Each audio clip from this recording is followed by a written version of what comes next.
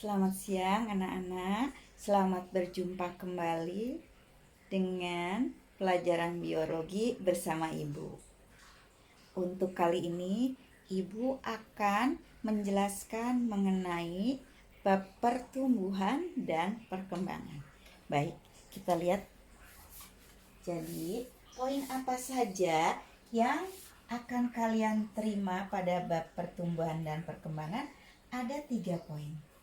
Yaitu kalian harus mengetahui definisi dari pertumbuhan dan perkembangan serta bisa membedakan apa itu pertumbuhan dan apa itu perkembangan.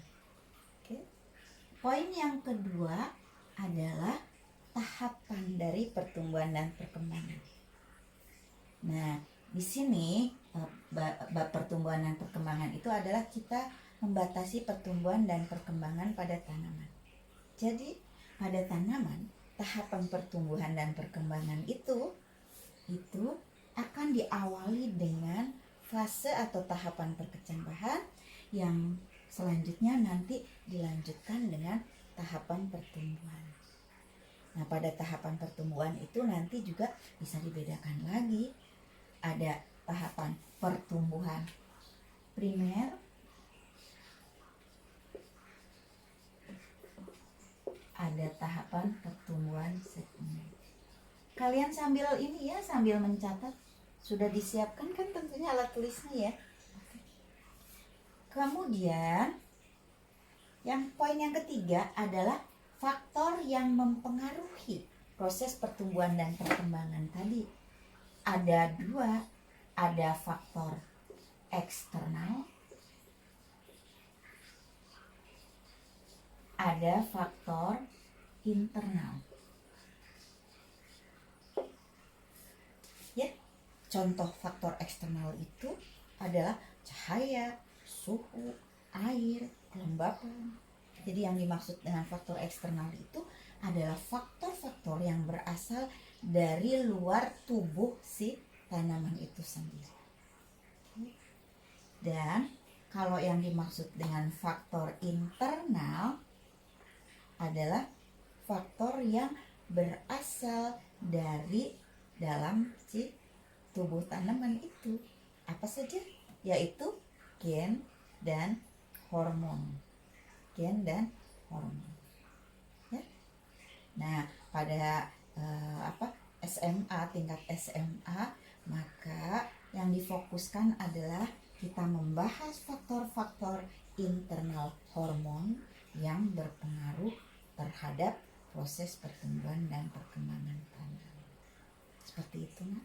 Ya, Ibu ulang lagi. Jadi ada 3 poin, yaitu kalian bisa membedakan apa itu pertumbuhan dan apa itu perkembangan.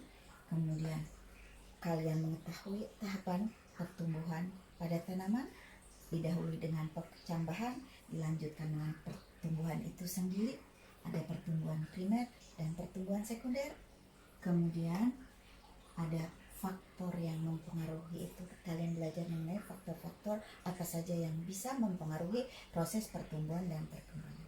Ada faktor eksternal, yaitu faktor yang berasal dari luar tubuh tanaman, dan faktor internal yang berasal dari dalam tubuh tanaman.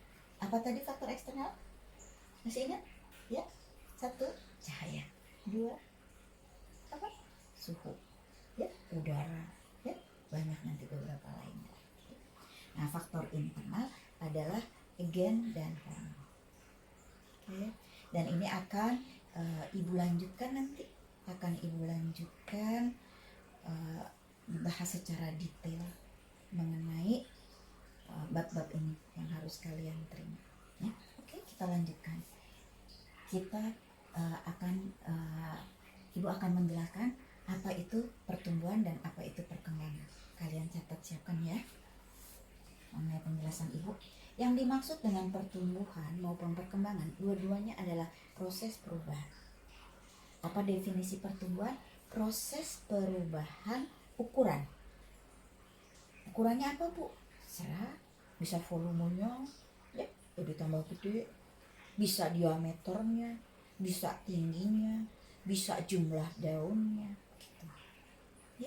dan sifat perubahan tadi itu tidak bisa balik lagi, ya, irreversible. Jadi definisi pertumbuhan adalah proses perubahan ukuran yang sifatnya irreversible, ya. Nah, kemudian perkembangan, apa itu definisinya? Sama, proses perubahan menuju kedewasaan atau proses perubahan yang menjadikan dewasa. Oke. Sifatnya bagaimana? Sama, sifatnya tidak bisa balik lagi, irreversible, gitu, ya. Oke, sekarang Ibu berikan contoh ya di manusia, contoh dari pertumbuhan dan perkembangan. Pada saat kalian masih bayi, maka berat kalian hanya sekitar 3,5 kilo, 3 kilo sampai 3,5 kilo, ya. Nah, sekarang kalian beratnya berapa? Ada yang 50, ada yang 70. Maka perubahan berat kalian dari lahir sampai dewasa saat ini itu merupakan contoh pertumbuhan. Jadi ada ukurannya. Berapa ya perubahan beratnya? Adalah 1 kilo. Berapa pertumbuhannya yang berhubungan dengan berat badan? Adalah sekian kilo, ya. Oke. Nah, sekarang kalau perkembangan bagaimana? Perkembangan itu contohnya pada saat kalian bayi, kalian itu bisanya apa? Nangis, gitu kan? Nah, kemudian kalian bisa merangkak, berjalan, berlari, mengendarai sepeda. Nah, sekarang kalian sudah bisa mengendarai kendaraan motor macam-macam. Nah, proses perubahan kepandaian kalian yang hanya bisa menangis dan akhirnya bisa mengendarai beberapa kendaraan bermotor itu disebut atau merupakan contoh dari proses perkembangan. Gimana ngukurnya? Gak bisa. Seberapa pintar naik sepedanya pada saat kalian umur 5 tahun gitu. Gak ada ukurannya. Oke. Maka apa yang bisa disimpulkan? Pertumbuhan itu perubahannya bisa diamati secara kuantitatif.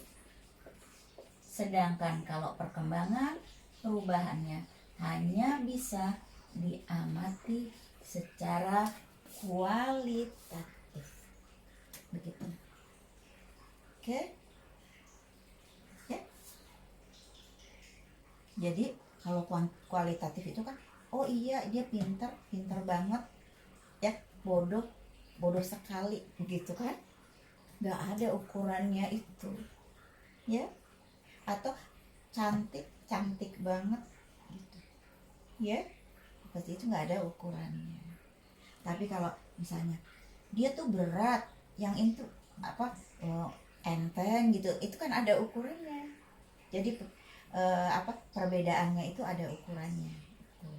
Tapi kalau perkembangan itu tidak bisa. Ya, nah kalau pada tanaman bagaimana? Yaitu pertambahan panjang dahannya, pertambahan tinggi pohonnya, jumlah dari cabangnya, jumlah dari daun yang dihasilkannya, itu contoh dari pertumbuhan. Ada ukurannya. Nah, kalau perkembangan bagaimana, Bu, pada tanaman? Ya, dia menua, tanaman itu menjadi tua, gitu. Tanaman itu menjadi mengayu, gitu. Nggak ada ukurannya. Ya, walaupun bisa sih kita amati, ya, secara anatomi dan morfologi itu tanaman yang lebih tua adalah yang ini misalnya, kita bisa ya menentukan gitu. Tapi ukurannya itu yang dipakai apa gitu ya. Ini tuh sekian, ini enggak. Ya. Seperti itu. Jadi perbedaan pertumbuhan dan perkembangan. Oke. Ya. Nah, kemudian poin yang kedua adalah proses perkecambahan, ya, dan proses pertumbuhan itu sendiri. Poin yang kedua adalah mengenai tahapan pada pertumbuhan pada tanaman, ya. tahapan pertumbuhan pada tanaman itu ada tahapan perkecambahan. Nanti di sini tahapan perkecambahan itu ada dua ya nak ya. Ada yang disebut dengan tipe perkecambahan epigel, ada tipe perkecambahan hipogel ya. Nah, ini ibu gambarkan yang tipe epigel dan ini yang tipe hipogel ya. Kalian juga boleh mengikuti sambil menggambar ya nak ya. Nah, kalau yang tipe hipogel maka seperti ini.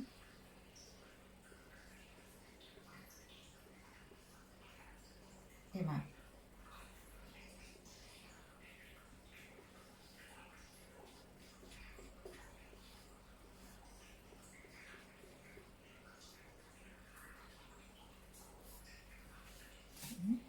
Sedangkan yang tipe epigel itu seperti ini.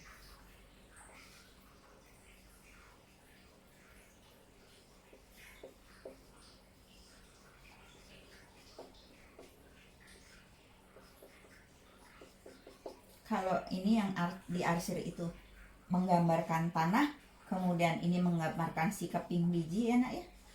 Maka seperti ini gambarnya. Jadi apa yang bisa disimpulkan, kalau epigel itu si kotiledonnya itu nanti dia akan berada menyembul keluar dari tanah, sedangkan ini terbenam ke dalam tanah. Tapi definisinya sebetulnya kalau epigel itu adalah si hipokotilnya itu tumbuh lebih pesat dibandingkan dengan si yang hipogel. Kalau hipogel itu epikotilnya, jadi bagian yang di atas kotiledon ini yang nanti akan tumbuh menjadi batang daun gitu, ini adalah epikotil. Sedangkan bagian bawah yang akan tumbuh menjadi akar itu disebut dengan hipokotil ya. Contoh dari tanaman yang punya tipe perkecambahan ini adalah kelompok tanaman ini adalah monokotil seperti jagung dan tebu ya, salak, itu tipenya itu. Sedangkan yang ini itu tanaman contohnya adalah tanaman dikotil. Apa? Kacang hijau ya. Nah, kalian pernah lihat kecambah tuh toge kacang hijau ya. Nah, maka toge itu kan kelihatan dia menjulur begitu. Nah, itu adalah akarnya ya. Akarnya udah panjang tapi si daunnya belum. Nah, nanti kalau toge itu disimpan beberapa lama, tidak kita masak langsung, kan suka tumbuh hijau-hijau itu menyembul dari kotiledonnya, dari kepala togenya itu. Kepala toge itu yang disebut dengan kotiledon tadi itu ya.